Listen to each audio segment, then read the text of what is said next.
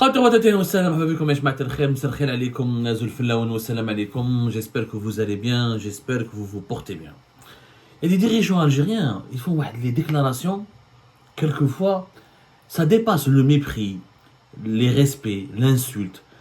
On entre on entre dans une dimension surréaliste. Et des fois, je me demande, je suis dans quel monde, sur quelle planète ils vivent certains dirigeants algériens. Yani, quelquefois, pour relativiser leur mauvais bilan, ou là pour défendre leur politique extrêmement mauvaise et nulle, ils utilisent des arguments irrationnels. Ils ne se rendent même pas compte que non seulement ils sont en train d'insulter leurs compatriotes, mais ils insultent et font du mal à leur propre dignité. On a un exemple très concret. Récemment, M. Ali Aoun, le fameux M. Ali Aoun, dont nous parlons beaucoup à Nafi Algérie Part, qui est ministre de l'Industrie et de la Production pharmaceutique depuis le 18 mars 2023, a accordé une interview à la chaîne Nahar TV. Où il dit, M. Ali Aoun, âgé de 78 ans, je rappelle, ancien fonctionnaire de l'État, PDG de Saïdal pendant 12 ans, il leur dit, en parlant des véhicules, parce qu'il y a une pénurie des voitures, la cherté des prix des voitures, l'indisponibilité des voitures, où est ce quota, dans les 180 000 véhicules qui ont été autorisés à l'importation. Ça fait 5 ans que l'Algérie vit sans voiture. On est l'un des rares pays au monde où la voiture est devenue un objet de luxe.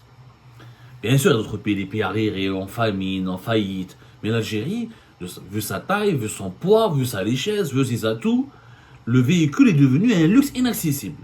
Vous vous rendez compte, nous sommes dans un pays où la voiture qui coûtait 50 millions, 50 millions avant 2019, aujourd'hui elle coûte 150 millions, voire plus. C'est-à-dire même les véhicules qui ont normalement la logique voudraient qu'un véhicule, lorsqu'il prend de l'âge, sa valeur pécuniaire, financière, elle diminue. Elle baisse lorsqu'il est revendu. En Algérie, c'est le contraire. Sa valeur triple, quadruple, parce qu'il y a une pénurie et le pays n'importe pas et il n'y a plus de véhicules. Ni de l'assemblage, ni de la production locale, ni de l'importation. Monsieur Ali Aoun, exaspéré, excédé par les questions qu'on lui pose à chaque fois sur les véhicules, les prix des véhicules, la disponibilité des véhicules. Le journaliste Al-Nahar, il leur dit, mais le véhicule n'est pas une nécessité. D'abord, il a dit, le passage, d'ailleurs, ce passage a été diffusé massivement sur TikTok, sur les réseaux sociaux. Sur Facebook, il a fait le buzz. Tellement ce qu'il dit, c'est tout simplement irrationnel et illogique. Il a dit que le véhicule n'est pas une nécessité, n'est pas un objet nécessiteux. Ensuite, il s'est corrigé. Finalement, ce n'est pas une priorité. Il a dit en arabe, je vous dis ce qu'il a dit en arabe et en français. Ce n'est pas une priorité. Pour lui, la priorité est de nourrir les Algériennes et les Algériens, de les vêtir, de les habiller, et ensuite, la véhicule, ça vient après. On parle, ce n'est pas le ministre de l'Agriculture qui parle, ce n'est pas le ministre de la Sécurité alimentaire qui parle, c'est le ministre de l'Industrie et de la Production pharmaceutique. Le véhicule n'est pas une nécessité, ce n'est pas un objet nécessaire, ou là, ce n'est pas une priorité. Alors, nous sommes dans le plus vaste pays africain, on fait partie des 15 plus grands territoires du monde. Entre la capitale et l'extrême sud du pays, il y a plus de 2000 km. Nous sommes un peuple pays de 47 millions d'habitants. Et on vient nous expliquer en 2024, en juin 2024, on vient expliquer à une population que le véhicule n'est pas une priorité. Que la priorité, c'est de manger, de se soigner et de s'habiller. Le langage Hada, s'il a été prononcé pour la Deuxième Guerre mondiale, je peux le comprendre. S'il avait été adopté, ce discours en pleine guerre froide, je peux le comprendre. On dit en 2024. En 2024, un ministre vient à la télé insulter son propre peuple en leur disant que le véhicule n'est pas une nécessité, n'est pas une priorité. Ok, on fait comment pour aller au travail? On fait comment pour aller à l'hôpital? On fait comment pour sortir les enfants et aller faire des excursions? On fait comment pour découvrir notre pays? On fait comment pour les transports? On fait comment? Et là, je lance un défi. Ok.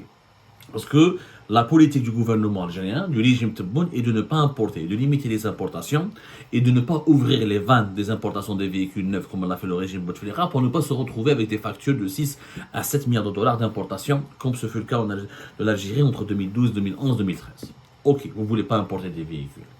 Dans ce cas-là, pourquoi vous ne voulez pas faire, pourquoi vous avez saboté l'assemblage des véhicules neufs? De 2019 à 2023, tout a été fermé. Il n'y a qu'une seule usine de Fiat qui a été inaugurée et relancée en décembre 2023. Où sont les véhicules qui devaient être assemblés par l'usine Fiat? Le patron de Fiat Algérie a été changé. Il a pris la fuite, on l'a raconté via Algérie Part, il a disparu pendant pratiquement plusieurs semaines, jusqu'à 2 mois. Il a été remplacé que récemment. Où est le projet Fiat Algérie? Où sont les véhicules qui devaient être rassemblés et montés? Et pourquoi Fiat devrait faire de l'assemblage et du montage alors que Renault, Kia, Hyundai avaient commencé cette activité depuis 2019 et on les avait arrêtés? Donc, oui, il répond. On ne fera pas de l'importation déguisée à travers le montage industriel, le montage des véhicules. On fait de l'industrie, on n'en fait rien. Ok. Est-ce que Fiat fait de l'industrie? Et est-ce que vous ne pensez pas, monsieur le ministre, que si on avait laissé Renault, Kia et Hyundai, et Volkswagen, si on ne les avait pas sabotés, peut-être que 2019, aujourd'hui on est en 2023, 2024, peut-être qu'ils auraient eu suffisamment le temps de développer un taux d'intégration, de développer une production locale, un écosystème local. Ils auraient développé ou la ramené des sous-traitants qui auraient pu développer une véritable industrie de sous-traitance, ce qui n'aurait pu avoir des véhicules avec des taux d'intégration de 20 à 30% minimum. Là, on a tout saboté, on a fermé toutes les usines, on ne veut pas importer, on ne veut pas faire de l'assemblage. Comment avoir un véhicule? Et je pose une question aux dirigeants algériens. Ok, vous ne voulez pas des usines d'assemblage et de montage, sauf l'usine Fiat, parce que Fiat, c'était pour narguer les Français, les Espagnols, comme les Italiens s'entendent bien avec Tebboune, comme les Italiens ont invité Tebboune en 2022, et comme les Italiens ont déroulé tapis rouge à Tebboune en 2022. Donc, on ne veut pas... On voulait donner un privilège et un avantage aux Italiens. Moi, j'aimerais comprendre, ok, mais on fait comment? Si on ne fait pas d'usine d'assemblage et de montage de véhicules neufs, et si toute industrie, elle a besoin de temps. Il n'y a aucun pays au monde, même le Japon, même la Chine, même les États-Unis, ils n'ont pas fabriqué le premier voiture avec 100% de leurs composants locaux. Tous les pays, même le Brésil, même la Turquie, qui ont développé même l'Afrique du Sud, qui ont développé l'industrie du montage de véhicules avec des taux d'intégration élevés. Le Maroc, notre voisin aussi, où il arrive jusqu'à 60% du taux d'intégration sur certains véhicules Renault et Peugeot au Maroc. Ils ne sont pas arrivés de la première année. Il faut 4, 5, 6 ans. Il faut une certaine durée. C'est un processus. Mais si on ne commence pas aujourd'hui, et si on ne laisse pas les industries se développer, si on les sabote, comment on peut avoir un véhicule en Algérie? Fahmouni. Comment on peut avoir un véhicule en Algérie? Mais fahmouni, mais qu'est-ce une réponse logique? Il n'y a pas de réponse logique. Les voitures, on les achète à l'étranger, on les produit localement à travers de l'assemblage et du montage avec des étapes industrielles qu'il faut franchir pour avoir un taux d'intégration nationale qui permettra au moins de considérer que ces véhicules s'inscrivent dans une chaîne de production nationale. Il n'y a pas d'autre chemin, il n'y a pas une troisième voie. Maintenant, le gouvernement, le régime algérien ne veut pas ni de la première voie ni de la deuxième voie. Oui, il nous dit que la voiture n'est pas une priorité. Moi, ok, pas une priorité. Alors je lance un défi à Liaoun. Pourquoi Liaoun prend son chauffeur chaque matin pour aller de sa maison à son boulot? Il n'y a que les ministres algériens, que Liaoun lui-même dans l'exemple, il ne prend pas le véhicule, il vient travailler en VTT, il vient travailler en bicyclette. Il y a en bicyclette. Que les dirigeants du régime Tebboune, que les membres du gouvernement, dans l'exemple, ils montrent aux Algériens que le plus important c'est de manger, c'est de se soigner et de s'habiller. Venez au travail avec des bicyclettes. Venez au travail emprunter un vélo, emprunter des vélos pour aller travailler. Alors les dirigeants algériens, eux ils ont des voitures de fonction, leurs familles ils ont des chauffeurs avec des voitures, le garde du corps ils ont des voitures. Regardez les budgets qui sont donnés chaque année pour les parcs automobiles de tous les ministères algériens. C'est 10 milliards et 10 milliards de dinars. Là on est en train d'enquêter, on va faire une enquête. Comme une enquête pour les budgets des ministères et vous allez voir que pour chaque ministère, on va vous donner un chiffre, le budget qui est consacré pour le parc automobile.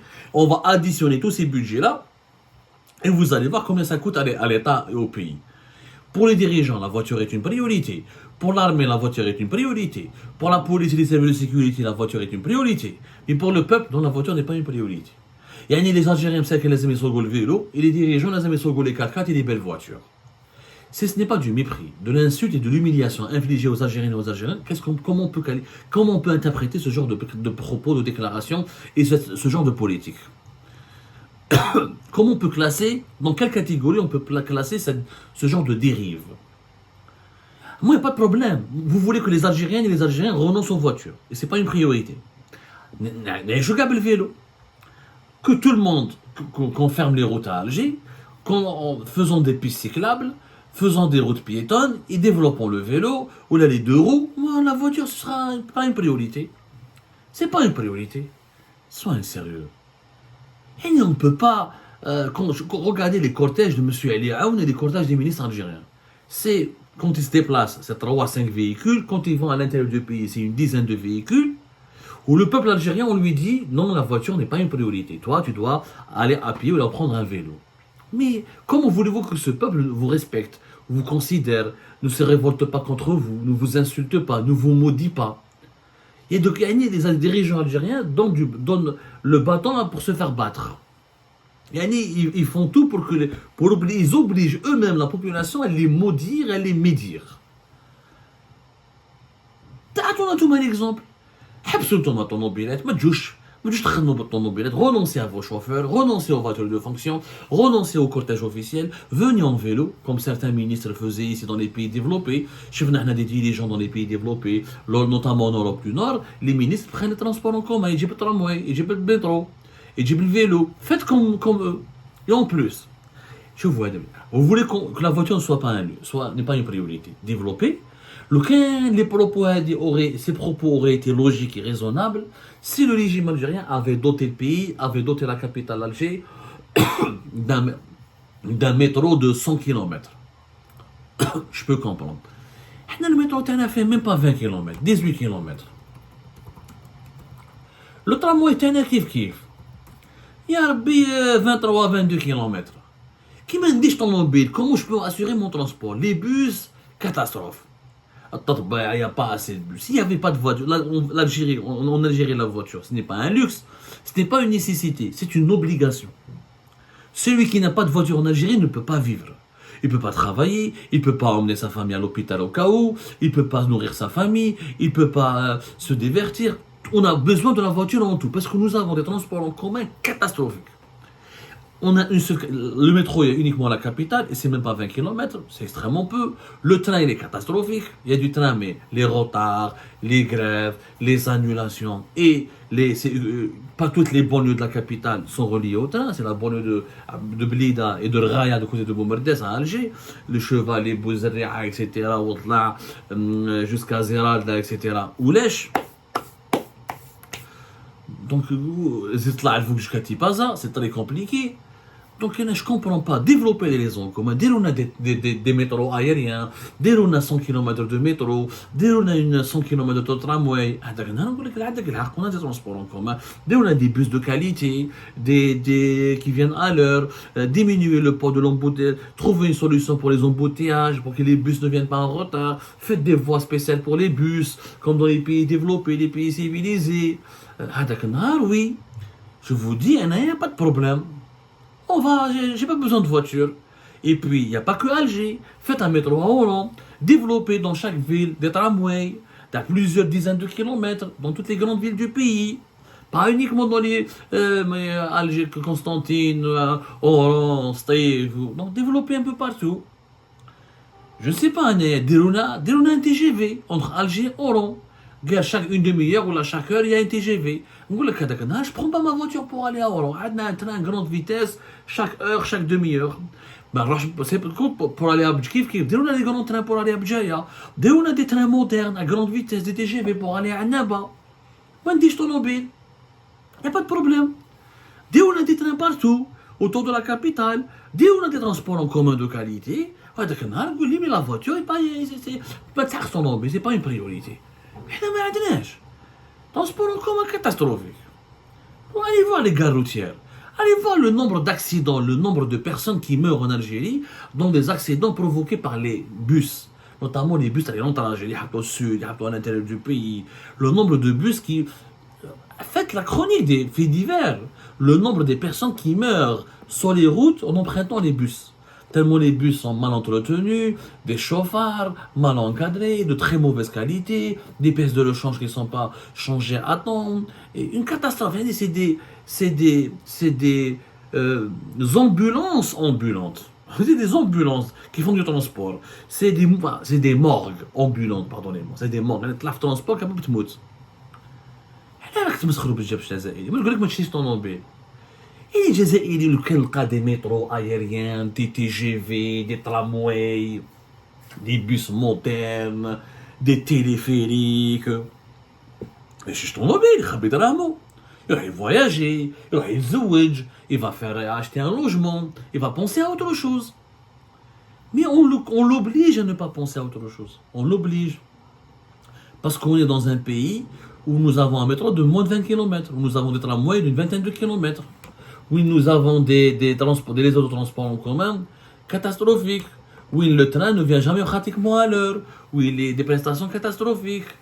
Oui, malgré les efforts consentis par l'État pour électrifier le chemin de fer et pour développer les trains, pour aller de Alger à Annaba, c'est pratiquement une corvée par train. C'est une mission impossible. Pour aller de Alger à Bjaïa, c'est hyper compliqué. Alger-Oran, ça reste pas agréable.